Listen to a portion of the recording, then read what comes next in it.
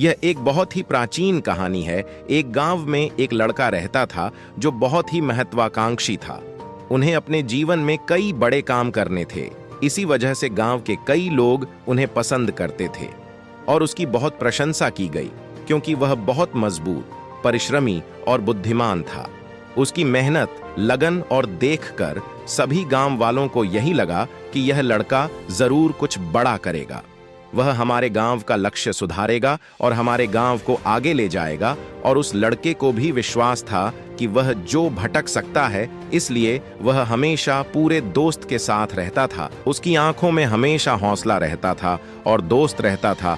और यह दोस्त यूं ही नहीं आया था, यूं कहा कि इसके पीछे खड़ी मेहनत थी। वह तलवारबाजी सीखने में घंटों का अभ्यास करता था, इसलिए वह तलवारबाजी का कठिन अभ्यास करता था, जिससे उसका शरीर बहुत मजबूत और शक्तिशाली हो जाता था। ऐसे ही कई बार जब वह फेंसिंग करके घर लौटता था तो रास्ते में कई लड़कियां उन्हें देखकर मुस्कुराती थीं और बदले में वो भी उन्हें देखकर मुस्कुराहट देते थे। यहाँ तक कि उनमें से एक लड़की उसे पसंद भी करती थी, लेकिन फिर भी उसने गाने के बोल पर ज्यादा ध्यान नहीं दिया। वह घर लौटता है और अपनी तलवारों पर धार चलाना शुरू कर देता है। फिर से तलवारबाजी का अभ्यास करता है और इस तरह वह रात में कई ऐसे काम करता है जो उसे एक अच्छा तलवारबाज बनाने में मदद करना चाहता है। अब यह उसका नियम बन गया था। ऐसी ही एक अंधेरी रात में वह लालटेन मशालें अपनी तलवारों पर ढार लगा रहा था। तभी अचानक उसे पीछे से एक आवाज दी गई। यह आवाज उसका नाम कॉल रही थी। जैसे ही वह लड़का आवाज सुनता है, तुरंत हमला करने के लिए तलवारें लेकर खड़ा हो जाता है। जैसे वह पीछे मुड़ता है तो देखता है कि वहां कोई इंसान नहीं, बल्कि कोई सफेद और लाल चीज हवा में उड़ रही है। यह सफेद और लाल रंग की उड़ने वाली चीज एक आत्मा है, जिसे आप भूत भी कह सकते हैं। यह आत्मा दिखने में बहुत अजीब थी, क्योंकि वह न तो महिला की तरह दिखती थी और न ही पुरुष की तरह, न खदुशी न उदासी। वह बहुत ही अजीब सी भाव भंगिमा के साथ हवा में उड़ रही थी। जैसे वह उड़ती है, वह कहती है कि मैं आत्मा हूं जो मुझे सिखाती है। उस लड़के को यह बात समझ में नहीं आई, लेकिन वह डरता नहीं है।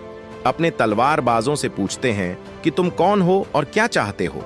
आत्मा ने कहा, मुझे किसी चीज की जरूरत नहीं है, मैं बस हथियार अपनी ताकत दिखाना चाहता हूं। मैं शो स्पिरिट हूं, मैं हथियार वह सब कुछ दिखाना चाहता हूं जो तुम देख रहे हो। आत्मा की यह डरा हुआ लड़का थोड़ा हैरान हो जाता है, लेकिन क्योंकि यह बहुत ही अजीब घटना थी तो उसने उत्सुकता से आत्मा से पूछा, क्या आप मुझे कुछ दिखा सकते हैं? तो आप मेरे लिए इस दुनिया की सबसे ताकतवर तलवारें हैं, जो सोने और स्मार्टफोन जवाहरातों से बनी हैं। इससे दुखी होकर वह अपनी आत्मा को एक छोटी सा ब्रांड कंपनी बना रही है। जिस लड़के के अंदर वह चमचमाती हुई तलवारें दिखाई दे रही हैं, वह पूरी तरह से सोने की बनी हुई थी और उसमें घर जवाहरात जड़े हुए थे, जिसमें एक चमकदार तलवारें पहनने का अभ्यास किया जा रहा था। यह दृश्य कुछ देर तक चला और फिर गायब हो गया। लेकिन यह सब देखने वाला लड़का बहुत खुश हो जाता है और सोचता है कि यह वास्तव में बहुत मजेदार है और काम की भावना है। उसके मन में एक और विचार आता है जो किसी भी युवा लड़के के मन में आता है। उसने तस्वीर खींची और कहा कि अब तुम एक काम करो, मुझे यह दुनिया की सबसे खूबसूरत लड़की है। जैसे वह यह कहता है, उसका प्रकट रूप एक बादल बन जाता है, जिसके अंदर एक बेहद खूबसूरत लड़की दिखाई देती है। असली ही खूबसूरत वह आज तक सपने में देखी गई है। उस लड़की के काले लंबे बाल और गहरे आच्छादन, सुंदर चेहरा और बेहद आकर्षक तस्वीरें हैं। ये देखकर युवा लड़का डांग रह जाता है, या यूं कहता है कि उसकी आंखें खुली की खुली रह जाती हैं। अगले कुछ मिनट तक वह उस लड़के को देखती रहती है, फिर उसकी अचानक तस्वीरें खींचती हैं और वह आंखें मूंद कर सामने से गायब हो जाती है। उस लड़के को बहुत बुरा लगता है। कुछ देर बाद लड़के को पता चलता है कि वह आत्मा से कहती है कि तुम एक काम करो, तुम मेरे लिए दुनिया के सबसे महान जादूगर दिखाओ, जिससे वह आत्मा फिर से एक बादल बन जाती है, जिस पर एक बहुत शक्तिशाली योद्धा की तस्वीरें थीं, जिसमें वह बहुत शक्तिशाली शक्तिशाली शक्तिशाली और खतरनाक लग रहा था, जिसने एक एक करके अन्य सभी योद्धाओं पर हमला कर दिया था। वह लड़का उस योद्धा की ताकत और तलवारबाजी से बहुत प्रभावित होता है और मन में ख्याल आता है कि एक दिन मैं भी उसके योद्धा बनूंगा। अब ये सब चीजें देखने के बाद लड़का उस आत्मा से कहता है, बहुत हो गया, मैंने बहुत कुछ देखा है कि अब आप यहां से जा सकते हैं। इतना देखने के बाद लड़का वापस अपनी तलवार की धार में तेजी से लट जाता है और उसका काम वापस आ गया है और आत्मा लड़के की बात का जवाब बोलती है, ठीक है, अब अगर स्टार कुछ नहीं देख रहा है तो मैं गरीब लोगों को घर छोड़कर जा रहा हूं, लेकिन अगर स्टार कभी कुछ देखने का मन हो तो पीछे के जंगल में आ जा रहा हूं।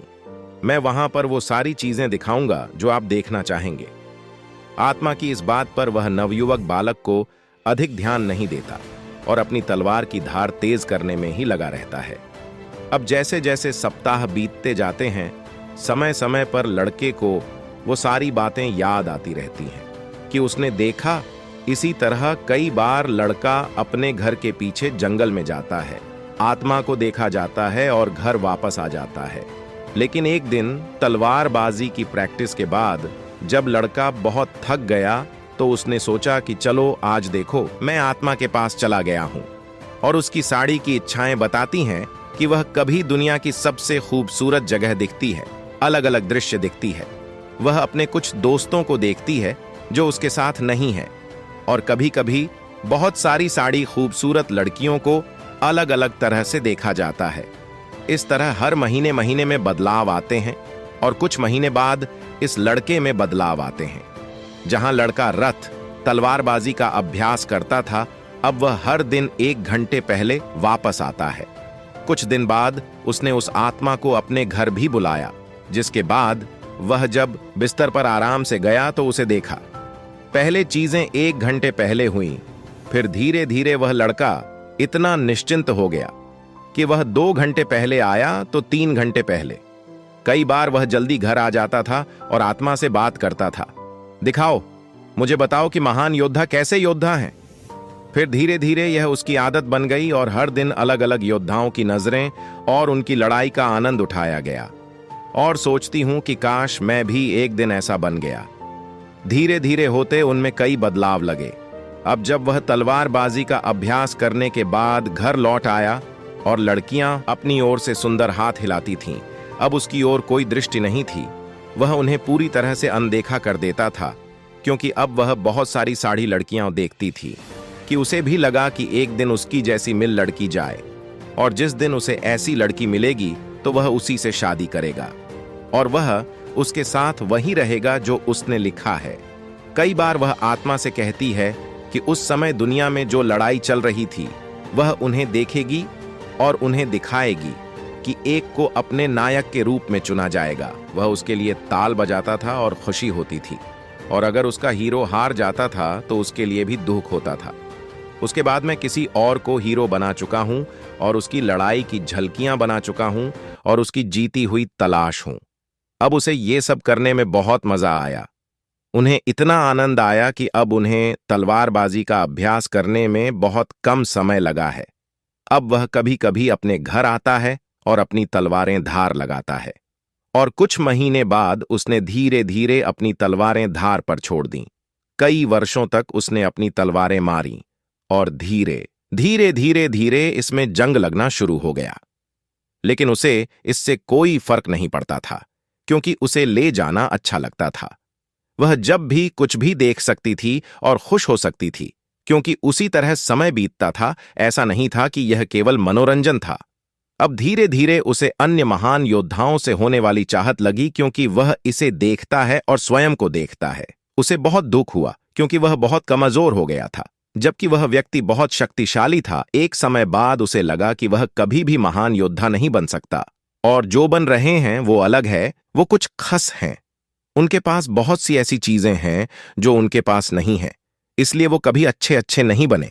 इसलिए अब तक जिन लोगों को वो अपना हीरो मानते थे, वो उनकी चाहत करने लगे थे। उनमें से कुछ झीलें हैं और उनमें से एक है, अगर वह कभी भी दौड़ लगाता है तो महान से नहीं दौड़ पाता। उसका शरीर बहुत भारी हो गया था और उसकी तलवार और ढाल का वजन भी भारी लग रहा था। उनकी चपलता और तलवारबाजी कौशल भी कम होने लगे थे। ऐसे ही कुछ साल और बीत गए। लड़के ने अपना बड़ा सपना देखना छोड़ दिया। अब वह चमकदार नहीं बनना चाहती थी। अब वह उस आत्मा की मदद से बार बार कोई युद्ध देखती है और उनकी लड़ाई की कोशिश करें। भले ही उनकी उम्र 30 साल से ज्यादा हो, वह अकेली हैं, अपने जीवन से परेशान हैं, लक्ष्य रखती हैं और उनके जीवन में कुछ भी अच्छा नहीं है। एक रात वह अपने कमरे में रुकी थी और जैसे ही रात के 12 बजे कोने में आत्मा अचानक जोर जोर से हंसने लगी। उस आदमी ने उसे देखा और चौंक गया। पिछले 10 वर्षों में आज तक आत्मा ने अपनी कोई भी भावना व्यक्त नहीं की थी। वह बस एक गुलाम की तरह की नौकरानी थी। उसकी हर बात मन रही थी। लेकिन आज वह हंस रही है और आज 10 साल बाद उसने कुछ ऐसा कहा जिसे सुनकर वह बिल्कुल सन्न रह गया। आत्मा ने कहा, अब मेरा काम यहीं समाप्त हो गया, मेरा उद्देश्य पूरा हो गया। भिक्षु ने उस आदमी से पूछा, आप क्या कह रहे हैं? यह सुनकर आत्मा फिर जोर जोर से हंसने लगी और कहा कि अब मुझे वो राज जरूर बताना जो मैंने पिछले 10 साल से छिपाकर रखा था। असल में मैं एक शैतान हूं और इस दुनिया में सभी बुराइयों की जड़ हूं।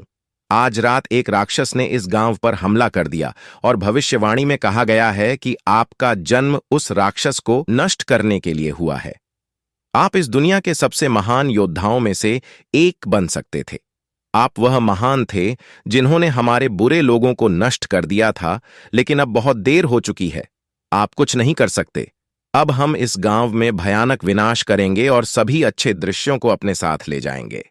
यह सब सुनकर उस आदमी के होश उड़ गए, लेकिन फिर भी उसने आश्चर्य से पूछा कि 10 साल तक इंतजार क्यों किया? तुम मुझे 10 साल पहले भी मार सकते थे, टैब। आत्मा ने कहा था, यह तो बस भविष्यवाणी में बताया गया था। इस संसार का कोई भी राक्षस, कोई शैतान, कोई भी राक्षस हरा नहीं हो सकता। और मैं तो एक छोटी सी जान हूं, सुरक्षा छू भी नहीं सकती। लेकिन अगर तलवार कोई हरा नहीं तो मैं आप स्वयं हो जाऊंगी। असल में मुझे अचेतन सिरदर्द के बजाय धीरे धीरे धीरे धीरे होने वाला बुखार दे दिया गया। ऐसी ऐसी कल्पनाएं दिखाई देती हैं, ऐसे ऐसे काम के साथ जिनमें आप अपने लक्ष्य से भटक गए और धीरे धीरे धीरे धीरे धीरे धीरे हो गए। आज तुम पागल आदमी हो गए हो कि न तो अपनी रक्षा कर सकते हो और न ही इस गांव की। तो ये थी आज की हमारी मोटिवेशनल स्टोरी। अगर आपको यह वीडियो पसंद आया हो तो चैनल को सब्सक्राइब जरूर करें और दोस्तों के साथ शेयर करना ना भूलें। चलिए, आपको मिलते हैं कल किसी और मोटिवेशनल स्टोरी के साथ।